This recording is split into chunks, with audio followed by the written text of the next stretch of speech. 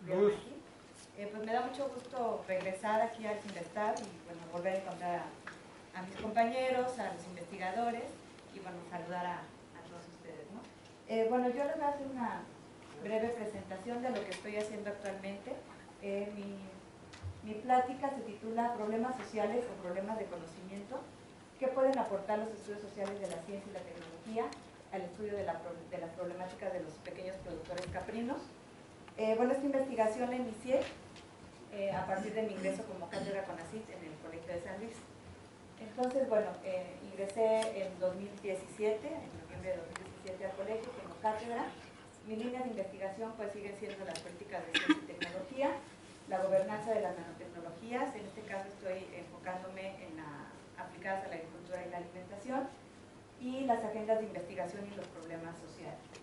Mi proyecto actual se titula la brecha entre el conocimiento científico y la toma de decisiones en la ganadería caprina familiar del altiplano potosino. Y bueno, yo estoy adscrita al programa de antropología social, aunque bueno, yo no soy antropóloga, pero digamos que las personas con las que trabajo sí son antropólogos y estoy adscrita a un proyecto que pues dialoga con la antropología social, ¿no? Estoy en la línea de investigación sistemas agrarios, propiedad y trabajo. Entonces, bueno, como ustedes saben algunos, yo hice mi tesis sobre nanotecnología, mi corazón sigue estando en las nanotecnologías, pero también estaba incursionando en el tema de la alimentación, de la soberanía alimentaria, porque mi proyecto así lo requería, ¿no? Entonces, yo les quiero presentar esa parte que he aprendido, porque es algo que yo no había incursionado en este tema, que se deriva de un trabajo de campo largo, de un año, bueno, no es continuo, pero ha sido un trabajo de un año, de diferentes etapas, donde he estado en el altiplano potosino con los productores caprinos, y pues para entender lo que sucede en el campo, pues tiene uno que entender muchas otras cosas que están alrededor de él, que son globales, que son nacionales y que son locales, ¿no? Entonces, bueno, el punto de partida es la situación de las sociedades rurales en América Latina, que nos toca absolutamente todo hasta llegar a nuestra mesa, ¿no? Entonces, en América Latina se cuentan con importantes recursos naturales. Ustedes saben que se encuentra el 25% de los bosques, el 40% de la biodiversidad mundial, reservas mundiales de cobre, de bauxita, de plata, de carbón, de petróleo, agua, ¿no? El gas, el uranio. Entonces, primero hay que ubicar esta parte, ¿no? Dados los problemas de nuestro activismo que existen en América Latina, hay una creciente ola de conflictos socioambientales, son provocados por pues, todos aquellos permisos que han estado dando los estados, los gobiernos, para explotar los recursos naturales. Se le llama extractivismo porque bueno, ya en la época colonial habíamos vivido esa etapa de extractivismo de los recursos naturales, pero vuelve esa ola porque bueno, ya se acabaron los recursos que se habían repartido en un inicio, y vuelve esa ola neoextractivista, ¿no? El mapa que aquí les presento es precisamente toda la serie de conflictos socioambientales que existen en América Latina. Cada uno de los puntos es un tipo de conflicto socioambiental, por el agua, principalmente las mineras, pero también la agroindustria. La agroindustria es un megaproyecto y es un proyecto que está clasificado como extractivista porque no está dejando bienestar a las poblaciones, sino que está extrayendo los recursos y con todo lo que eso conlleva, ¿no? En América Latina también se caracteriza por inseguridad alimentaria. Aquí podemos ver en esta gráfica cómo ha ido aumentando, perdón, creo que no se ve muy bien, pero estos son por regiones, y vemos que en América Latina la inseguridad alimentaria ha ido aumentando, no ha disminuido en ninguna de las regiones. En los únicos lugares donde se ha mantenido o ha disminuido, pues es en Europa y en América del Norte. ¿Qué significa la inseguridad alimentaria? Que hay personas que no comen en un día, 2 o 3, o sea, no comen absolutamente nada. No es solamente pobreza, ¿no? Son personas que no comen. Y bueno, los desplazamientos, la pérdida de biodiversidad, los despojos, la pérdida de culturas locales y modos de vida es lo que caracteriza el campo en América Latina. Y bueno, ante lo que estamos pues, es en un capitalismo más violento, ¿no? En 2018 fueron asesinados 164 defensores de la tierra en América Latina, seguramente ustedes han escuchado en las noticias, defensores de la tierra, ecologistas, pues esta es una ventana, ¿no?, de lo que tenemos actualmente, del capitalismo más violento. Y bueno, la situación del campo mexicano viene de lo mismo, es una situación muy similar. Esto se debe a partir de 1992 con la reforma agraria, se le llama la contrarreforma agraria en los estudios rurales, porque es cuando el Estado permite la venta de la tierra, el ejido, ¿no? El ejido que antes, bueno, sigue siendo de propiedad comunal una parte, pero antes no podían venderlo, y ahora los campesinos ya pueden, se fraccionó la tierra y ahora ya pueden venderla. ¿Y qué significa eso? Pues es la privatización de la tierra, ¿no?, al final de cuentas.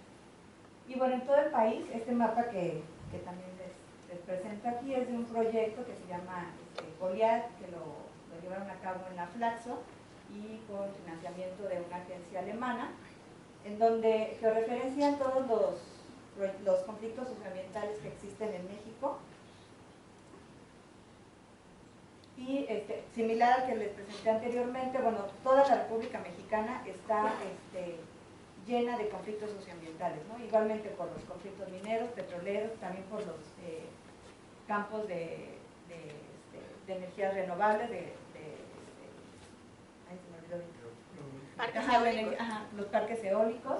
En Oaxaca, seguramente todos ustedes saben, los conflictos que ha provocado, no solamente con los comunitarios, sino a nivel de la biodiversidad, ¿no?, porque afecta el que tengan ahí los generadores, ¿no? Y bueno, los territorios, estos territorios donde están ubicados todos estos proyectos, ¿no?, las hidroeléctricas, están ocupados por indígenas, por campesinos y por pequeños productores que están siendo amenazados por esas agroindustrias. En 2018 únicamente fueron asesinados 14 defensores de la tierra, y a esto hay que sumarle el crimen organizado, ¿no? No nada más es el proyecto Nuestro Activista, sino también es el crimen organizado que se articula con todos ellos, ¿no? Las empresas, el Estado, más el crimen organizado. Entonces es una situación a nivel campo, en la sociedad rural, que es muy preocupante porque afecta la seguridad, la soberanía alimentaria de todos nosotros, ¿no?, a final de cuentas. No sé si han oído ustedes del monocultivo del aguacate, ¿no? También la contrarreforma agraria ha permitido que se privaticen o que se renten muchos territorios que antes eran ocupados para sembrar frijol, para sembrar maíz, para sembrar la milpa, ¿no? Pero ahora, como el aguacate pues es un producto de exportación muy cotizado, entonces los michoacanos pues quieren aumentar la frontera agrícola para poder cultivar este monocultivo, que es altamente rentable para el comercio exterior, ¿no? Entonces hay mucho de esto y es específico en la agroindustria. Bueno, ¿y cuáles son los saldos del modelo neoliberal del campo mexicano? Independientemente de todo lo que les acabo de contar, bueno, existen los datos oficiales que nos pueden dar cuenta de esto. En el campo, la sociedad rural en México ocupa el 17% de la población del país. Más o menos el campo aporta a la producción un 3%, o sea, en la sociedad rural, un 3% del Producto Interno Bruto de México, y si lo juntamos con la agroindustria, aporta más o menos el 8%. Pero del 17% que son habitantes rurales, el 70% de ellos permanecen en condiciones de pobreza, o sea, la mayoría. Tenemos un superávit en la balanza comercial de productos agropecuarios y agroindustriales, o sea, como exportaciones sí vamos bien, ¿no? O sea, el país está exportando productos que exporta, pues leguminosas, hortalizas, aguacate, jitomate, pimiento, ganado bovino. O sea, todo aquello que está en tensión, en debate, en conflicto, en todos esos proyectos que les acabo de mencionar. Sin embargo, México importa el 80% del consumo del maíz, el 90% de la soya, el arroz, o sea, lo que comemos lo importamos, y lo que no comemos o comemos poco porque también son productos caros, es lo que estamos exportando. Todo esto, bueno, pues provoca cambios en la cultura alimentaria. Somos el país, acabo de ver hoy en la mañana, que la FAO dijo que somos el país que consume el mayor número de productos procesados, ¿no?, los altamente procesados. También tenemos los primeros lugares de obesidad en niños como en adultos, pero a este contraste de obesidad también estamos desnutridos, ¿no? No significa que estamos gorditos, pero estamos bien alimentados, ¿no? Estamos desnutridos. Entonces, este es un panorama que le he llamado, no yo, lo he visto en otros textos, pues son los saldos, ¿no? Se está discutiendo mucho cuáles son los saldos, se le llama ahora que estamos en el periodo post-neoliberal. Entonces hay que hacer un recuento, ¿no? Bueno, cuáles son los saldos del neoliberalismo en el campo, ¿no? Y es en donde yo estoy enfocada. Y bueno, en la parte teórica, todo este sistema que estamos viendo de despojo, de migración y de pérdida de soberanía alimentaria, pues se ha estado investigando y se le llama el régimen agroalimentario corporativo. Este régimen, bueno, pues está dominado por las empresas transnacionales, son muy pocas las que tienen el control de la alimentación. Este régimen pues es discutido en los organismos internacionales. Un régimen, pues, ¿qué significa? ¿No? Pues un conjunto de reglas que rigen a nivel internacional, y en el caso del sector alimentario es eso, o sea, es un régimen donde las reglas de producción, de consumo, de distribución de alimentos está regida a escala global, ¿no? Entonces, en los organismos internacionales se ponen de acuerdo para poner estas reglas, y uno de los temas que, bueno, a mí me interesa por mi tema, pues es esta homogenización, estandarización de la ganadería, ¿no? En el mundo existen millones, bueno, no millones, pero muchas razas de animales, y solamente consumimos 4, ¿no? El puerco, el pollo, el ganado ovino y el ganado bovino. Sin embargo, a nivel mundial, pues la humanidad ha estado criando una infinidad de razas animales, pero no las consumimos. Bueno, ¿de qué se trata esto? Pues también dentro del régimen agroalimentario corporativo se trata de ir homogenizando estas razas porque son las que ellos producen y son las que ellos venden, ¿no? Entonces, ¿qué sucede con eso? Pues perdemos biodiversidad y cultura, porque todas estas razas de animales pues son criadas con conocimientos locales, ¿no? Entonces, bueno, la respuesta a este régimen agroalimentario corporativo desde la década de los 90 más o menos, pues ha sido el movimiento de soberanía alimentaria, pues la ONG, la Organización de Vía Campesina, que también es una agrupación de campesinos a nivel internacional, que bueno, han estado empujando pues luchar contra este régimen corporativo, ¿no? La soberanía alimentaria, así a grandes rasgos, pues es el derecho que tienen tanto los productores como los consumidores de cultivar lo que ellos quieran, lo que su tierra les permite, venderlos en los mercados locales y nacionales, o sea, no estar supeditados a lo que les piden los mercados internacionales, y que sean culturalmente apropiados, ¿no? O sea, si nosotros comemos maíz, bueno, pues sembramos maíz, ¿no? Si consumimos un tipo de pez, consumimos un tipo de hortaliza o tipo de fruta, bueno, tener ese derecho a elegir lo que consumimos. Bueno, todo esto que tiene que ver con la ciencia y la tecnología.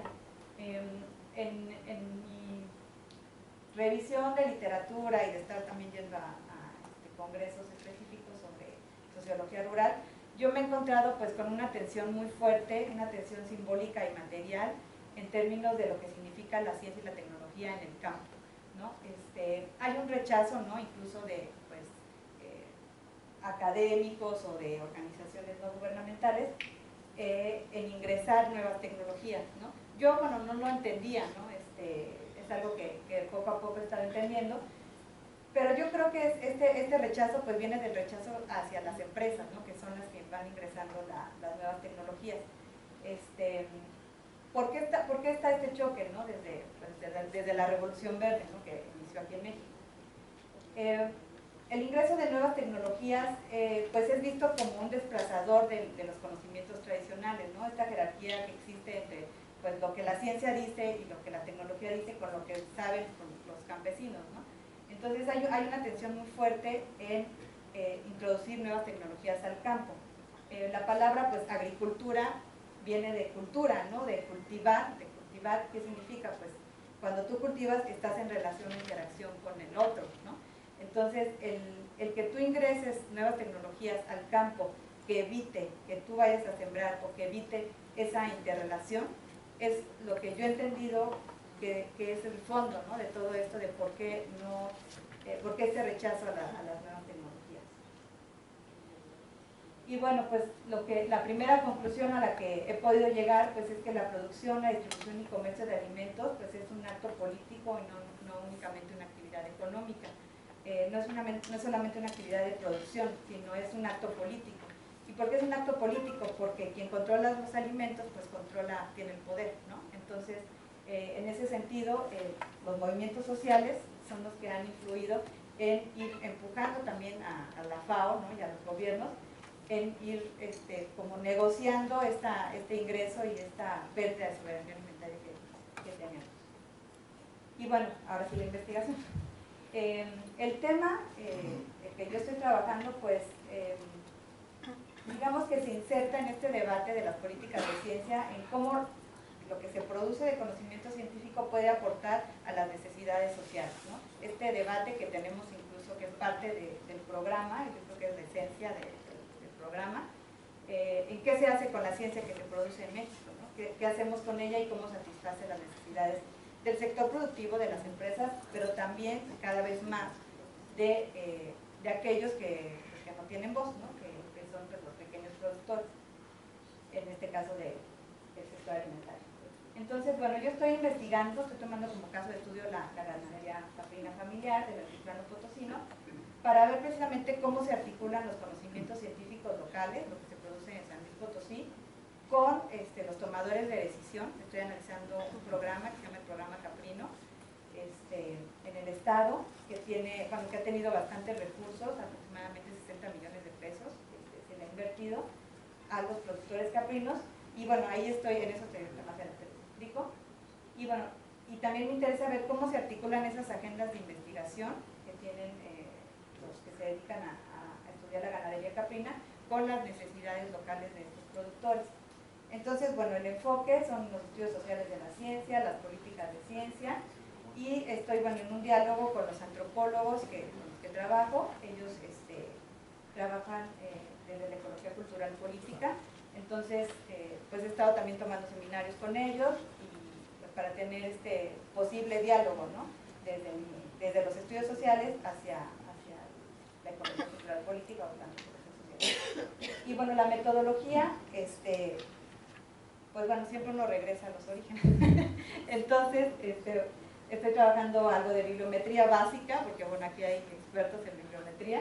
Estoy colaborando con Jocelina en ese aspecto. El trabajo de campo etnográfico, que es pues, muy importante. Las entrevistas semiestructuradas con científicos principalmente, pero también con los tomadores de decisión en el área del sector agropecuario. Y bueno, ¿cómo analizar esta relación, ¿no? O sea, ¿qué enfoques, qué marcos teóricos se pueden utilizar? Bueno, hay muchísimos. Sin embargo, bueno, yo el problema lo veo de esta manera.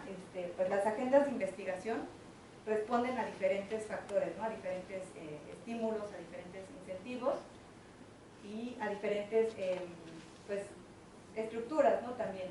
Una de ellas, por ejemplo, pues son las capacidades que tiene el propio investigador, el grupo de investigación donde se inserta, la comunidad, la disciplina. También responde a intereses cognitivos, sociales, políticos y culturales del investigador, al paradigma del campo de conocimiento, ¿no? Que es lo que es el estado del arte de la disciplina. Responden a las políticas de ciencia, por supuesto, todas estas agendas. Y a su vez, pues las políticas de ciencia responden a un régimen, ¿no? También a una estructura de producción de conocimiento que actualmente está todavía bajo la lógica del mercado, ¿no? Entonces, las agendas de investigación, así es como yo lo veo y así es como estoy tomando el problema, están influenciadas por todo esto y es lo que a mí me interesa analizar, cómo todo esto influye en cómo se atienden las necesidades de los productores caprinos.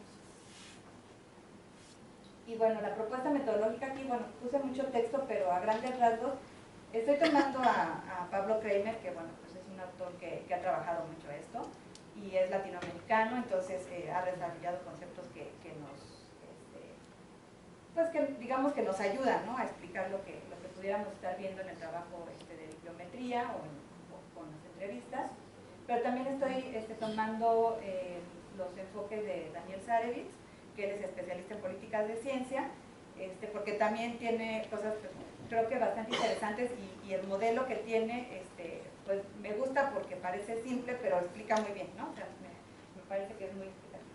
Entonces, el punto de partida que tiene él es pues esta escasa alineación de las prioridades de investigación y las necesidades sociales, ¿no? Él habla de que no hay una reconciliación entre la oferta y la demanda de ciencia. Explica, ¿no? Tiene algunos textos que ahí los pongo, que son los que más me han gustado, que más me han ayudado a poder entender el problema. Entonces, bueno, ¿qué es lo que está pasando, no? Porque hay esta escasa alineación de las prioridades de investigación y necesidades sociales.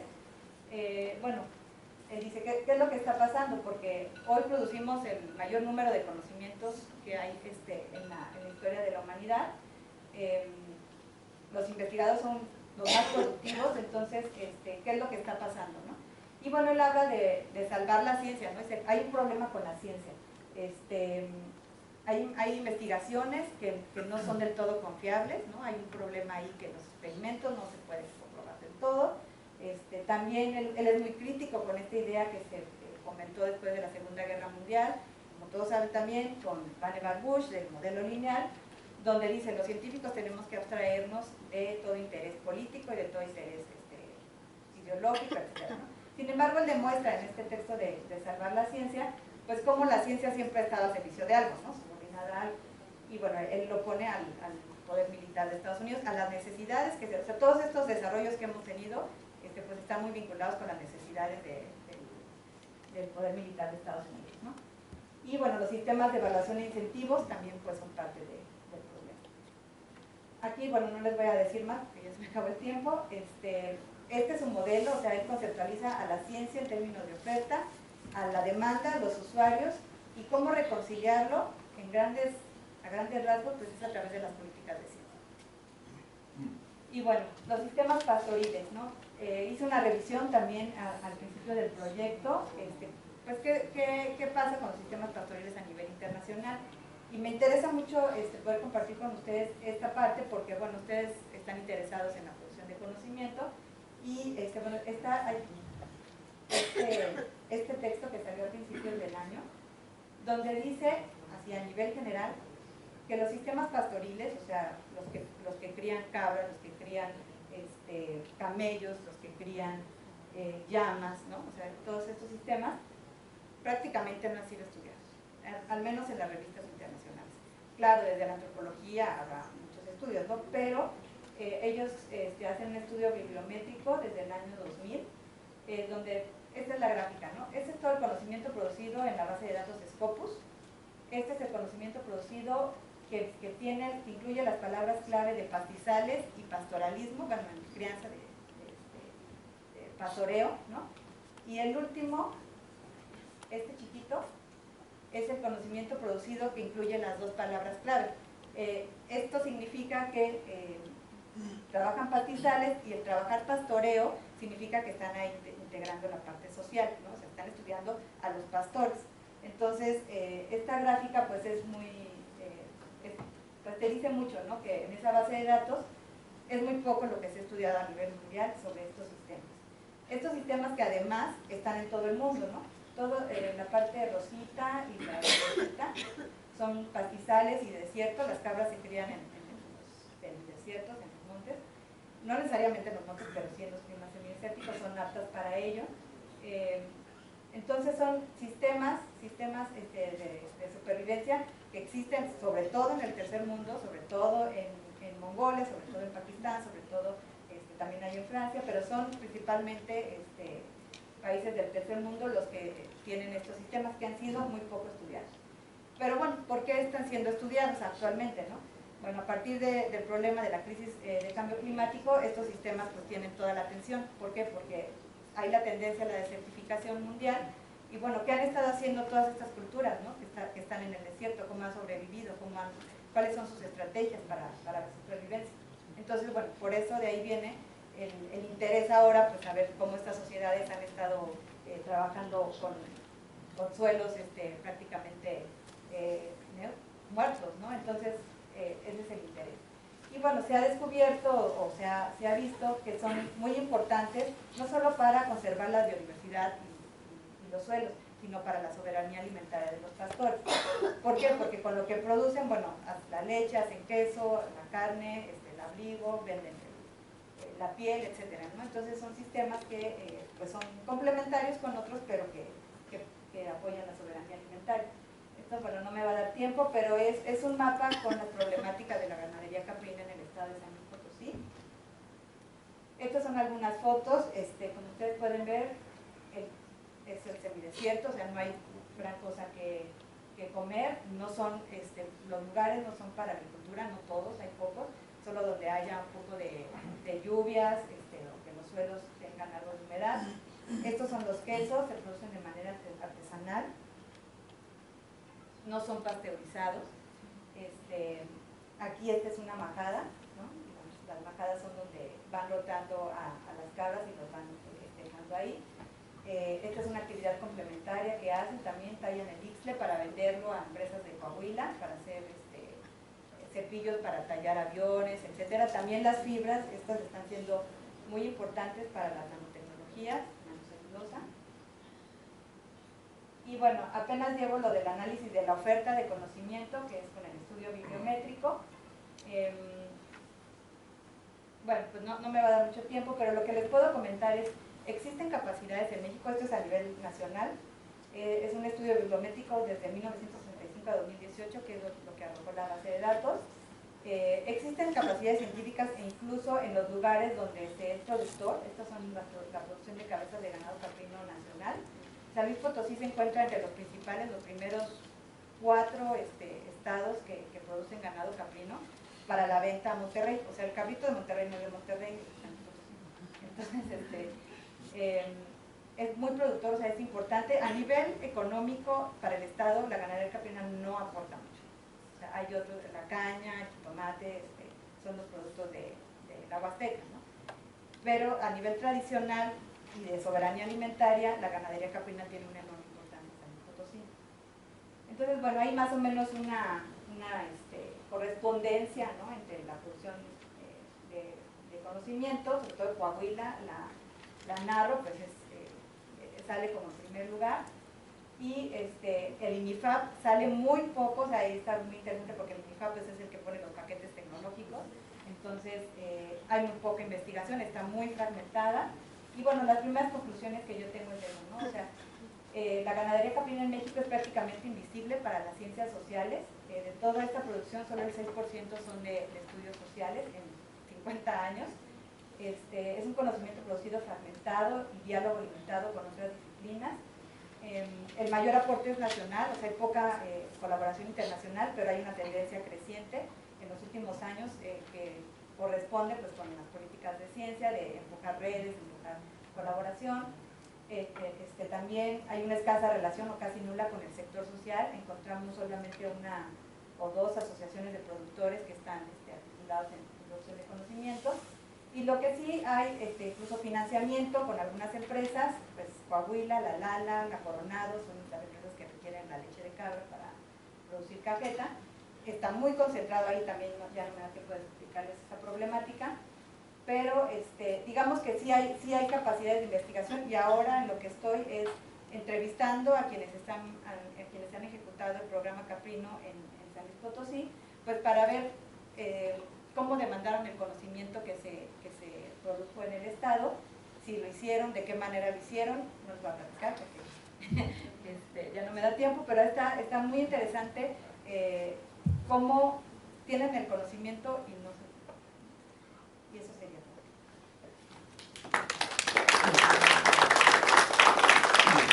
Tenemos espacio para un par de preguntas para Mónica. Sí, doctor. A ver, muy rápido, para responder con un monosílabo. Sí hay evidencias de que el conocimiento que se produce por el trabajo científico llega y se aplica a nivel de los productores. No he llegado hasta ahí.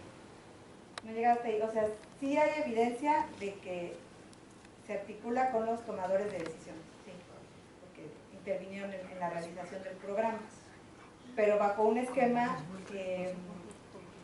digamos, el investigador que hizo el programa es un investigador ya jubilado, que que quiere o más bien dejó el proyecto a la mitad porque no se le pagó. Entonces, ahí hay muchas, o sea, cosas por analizar, ¿no? ¿Otra pregunta? Hola, buenos días. Muy interesante. Te quería yo preguntar, en tu proceso de investigación, ¿has detectado cierta organización, bueno, que se organizan de manera diferente los productores? O sea, porque veo como, bueno, no sé, igual me podrás explicar, te noto como en medio tratando de analizar el panorama, pero no sé también en esta tendencia neoliberal, ¿no? Como extractivista, ¿qué pasa también con la economía local? O sea, ¿cómo también la concepción del emprendedor comunitario no está tomando en cuenta esas políticas públicas? O sea, realmente no todos optan por acceder a estos subsidios, hay otras maneras que me imagino tienen otro nivel de desarrollo, quizá no tan avanzado como hablando de técnicas, ¿no? O infraestructura, pero sí tienen esa mentalidad o esos comportamientos de ver de manera diferente y ellos mismos buscar por sus propios medios este tipo de acceso a técnica, a ciencia, acercarse de una manera alternativa. ¿Los has mapeado? ¿Te ha dado oportunidad como de comparar esos comportamientos comunitarios ya desde la concepción de su visión como productores? Sí, mira, por el grupo en el que estoy hicimos 26 casos de estudio el año pasado. ¿Qué significó eso? Bueno, estuvimos en varias localidades y vivimos 3 o 4 días con cada uno de los productores. Entonces, bueno, sí pudimos darnos cuenta de un poco, ¿no? Porque claro, para la antropología no es nada, pero bueno, al menos yo pude darme cuenta un poco de las dinámicas que tienen. Hay que considerar que todos ellos son campesinos, y por lo tanto los campesinos están muy acostumbrados a los programas gubernamentales, o sea, todos ellos tienen un técnico, ¿no? Tienen un técnico extensionista. Entonces ahí llegan las innovaciones o las tecnologías, ¿no? A través de los técnicos, o sea, ese es otro mundito, ¿no? que hay que considerar. No hay un solo tipo de productor, ¿no? No son homogéneos, hay diferentes, son los que tienen pues un hato mayor, un hato nada más para... lo ocupan... básicamente pues es una inversión, o sea, cuando tú necesitas dinero para comprar tu troca, o tu mueble, que así le llaman, pues vendes al cabrito, ¿no? Vendes a la vaca. Los que tienen ya más, que sí se dedican más a la caprinocultura, son como de 100 cabras, ¿no? Entonces son diferentes, no todos producen queso, ¿no? Muy pocos ya producen dulces para la venta o cajeta, casi toda la leche la venden para las empresas. Hay acopiadores, ¿no? Entonces, bueno, contestando así a tu pregunta, sí, ellos tienen un contacto directo con las tecnologías, pero que vienen a través de los programas sociales.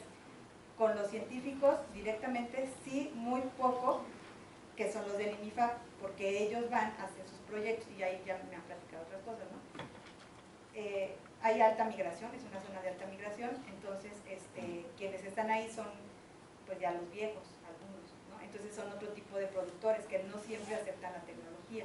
Los más jóvenes que se han logrado arraigar, pues sí aceptan la tecnología, ¿no?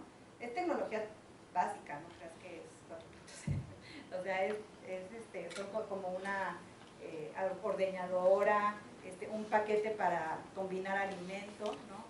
Nopal con melaza, nopal con esto, o sea, ese tipo de tecnologías son las que bueno, si no hay otra pregunta, muchas gracias, Mónica.